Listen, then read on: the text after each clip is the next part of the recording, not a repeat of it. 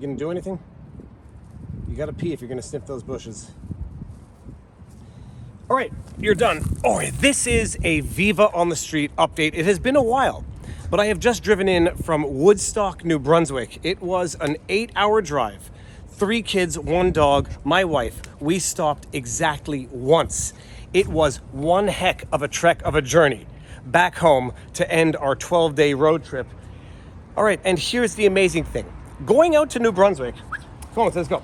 Going out to New Brunswick, we had to pass a vaccine passport checkpoint between the provinces. I made a video on that. Coming back, because science and politics are fickle, not only have the tides changed, there is no vaccine passport checkpoint between New Brunswick and Quebec. Now, the rules are stricter in Quebec than they are in New Brunswick. The rules were lifted in New Brunswick. No indoor face masks.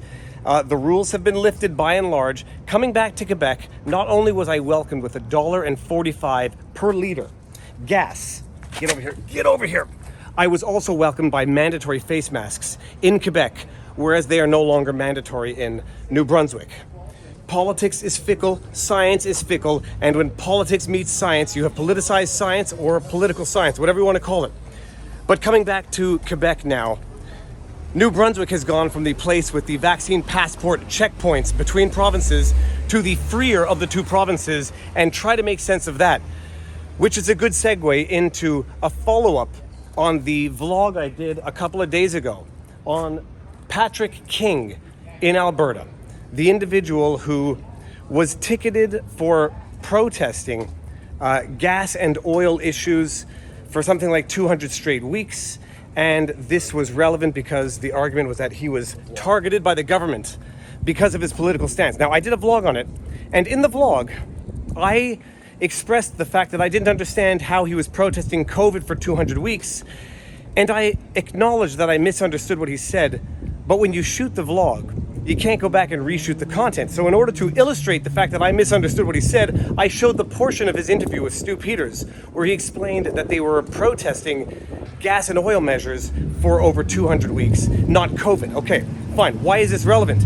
Well, on the substance of the issue, on the substance of the vlog, it's not relevant. But on the substance of undermining the interlocutor, the person who is dispensing of the opinion, the information, it's relevant. But we're going to get there. First things first, for those of you who don't know, Patrick King, an Albertan from Red Deer, Alberta, was ticketed for apparently, allegedly violating the COVID protocol while he was protesting the gas and oil measures for something like 200 straight weeks, which went into the COVID period. As this protest went into the COVID period, they were issued a COVID fine because they were not respecting social distancing or whatever. It was a $1,200 fine that he contested. Now, it was when he contested this fine that things got interesting. In contesting the fine, he went through the process as a self-represented litigant. And in the context of being a self-represented litigant, where he is contesting a fine that he believes is unwarranted, the judge gives guidance to self-represented litigants, and the judge gave guidance to him that he could petition the chief medical officer, Dina Hinshaw, out of Alberta, which he did. And apparently, even by the interview that he did with Stu Peters, the subpoena that he issued was a flawed subpoena, which was either quashed or was just invalid to begin with, to the point where the chief medical officer did not abide by the subpoena and said, we're not providing you the information requested in the subpoena. The information that he requested in the subpoena was evidence of isolation of COVID-19 and a bunch of other evidence to warrant, to justify the measures that the health officers have put into place in Alberta. Because the subpoena was either invalid or quashed, the government did not produce the information requested in the subpoena. And that is where the news outlets ran with this story as though it was evidence of the end of COVID, incontrovertible evidence that COVID was not real to begin with, totally unjustified as a result of this guy winning in his $1,200 contestation of this fine, which the government in fact dropped, managed to disprove the existence of COVID entirely. I did an assessment and I explained that this is not exactly the conclusion that people should be drawing from these set of events. If the subpoena were invalid, it's understandable that the government would not abide by it. It's understandable that the government would say, we're not providing you that information, or we don't have that information because your subpoena was invalid. It is in viewing the responses to this video that one can see the polarizing effect of this entire phenomenon on society as a whole.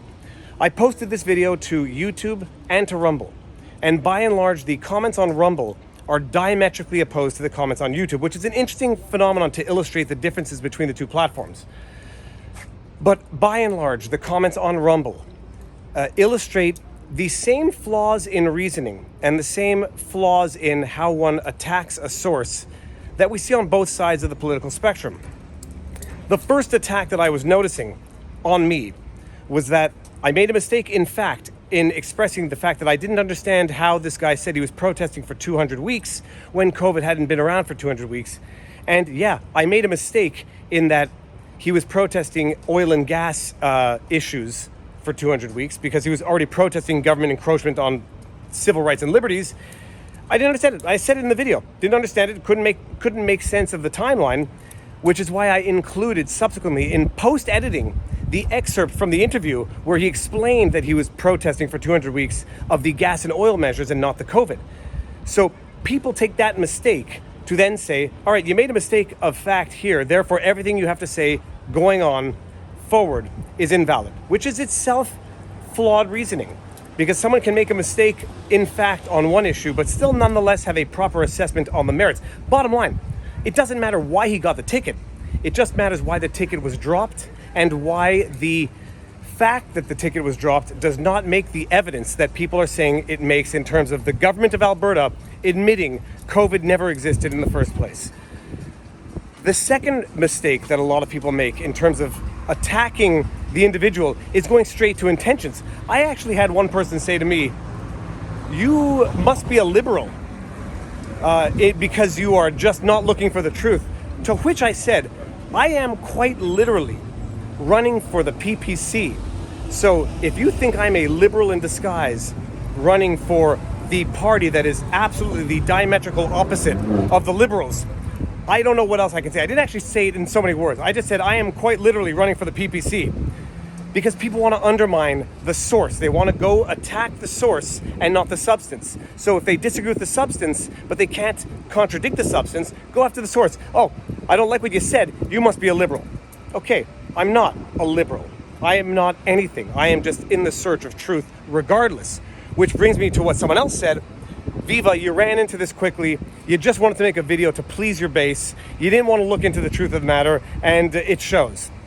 To which I said, if I just wanted to make a video to please my base, or what I perceive my base to be, judging by the comments, I didn't do that. My base comes for the truth. They come from my assessment of the truth, whether they like it or not. I don't come to pacify what I perceive to be my base, because that is a disingenuous way of making content that will come and bite you in the butt in the long run.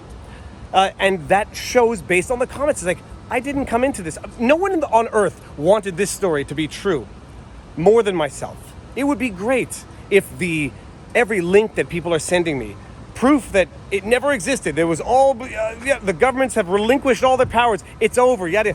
If that were true, it would be great. The problem is, it's not true. And it's not what you should be deriving from that story. And I don't care if that's what my subs want to hear or not. They're going to hear my honest opinion. My honest opinion is that the fact that the government drops a ticket is not evidence that they are admitting that the entire global pandemic was ill-founded, unsubstantiated from the beginning. The government drops tickets all the time. Get a speeding ticket, contest it, and have the cops not show up. It doesn't mean that speeding doesn't occur. It doesn't mean that all radar detectors across the country are off.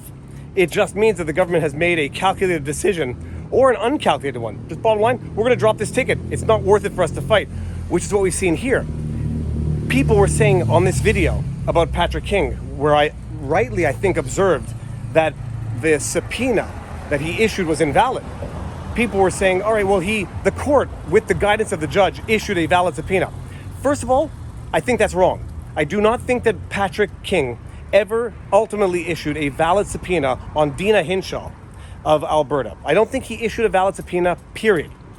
But even if he did, the penalty for not respecting a subpoena typically before you even get there, but it is contempt of court for not abiding by the terms of a subpoena. But before you even get there, the judge is going to give, especially the government, a period of time within which to comply with the subpoena.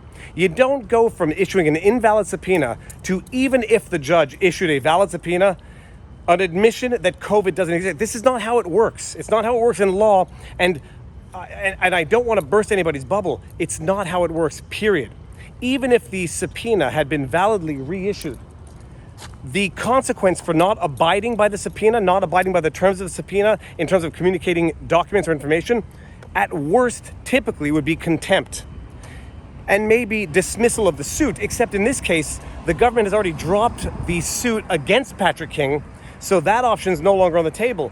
So the bottom line, nothing in this shows what people think it shows, what people have been circulating as information that it shows, and the second you, I don't want to say burst the bubble, but the second anyone who seems to be on the same tribal side goes ahead and disagrees, well, then the tribalism takes on a new form. You've got to find a way to go after that individual on an intention basis, on a discrediting basis. One person said to me, Viva, all you did in terms of picking on the 200 weeks was try to discredit that individual to discredit their message. Hashtag confession through projection. That is exactly what that person just tried to do of me. I made a mistake on an immaterial fact in my assessment. That person is accusing me of trying to discredit the individual entirely on the basis of that mistake, whereas that is exactly what people are trying to do to me. Oh, you made a mistake on the duration of the protest, therefore your entire assessment is off. No, no, and no. And you may not like the message, but it's the message you're going to get from me and my channel, because that's what my channel is about. It's not about telling people what they want to hear. It's not about promoting any false or unsubstantiated narratives.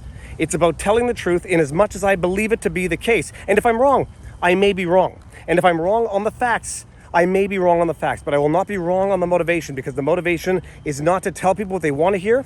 It's not to tell people what they think they need to hear. It's to tell people what I think is the truth and what they need to know so that they can not go out in public, share a story, and then be accused of spreading false information, because that is what a lot of people are doing with this story, because the story simply does not substantiate, does not make evidence of the story that everyone is thinking it makes. And people need to know that before they share it and before they discredit themselves by promoting a story that is simply not evidenced by the facts. And with that said, the dog is peeing.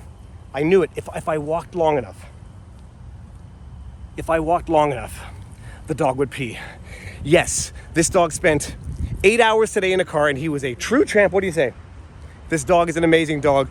That is the update. Viva on the streets. Hopefully, we're not going to go back into lockdown where I'm going to have to do this on a regular basis. But, Crepe, I'll tell you what, when I'm walking the dog and I want to just get some stuff off my chest and share some knowledge with the world, it's a darn good excuse. So, find the silver linings to the clouds.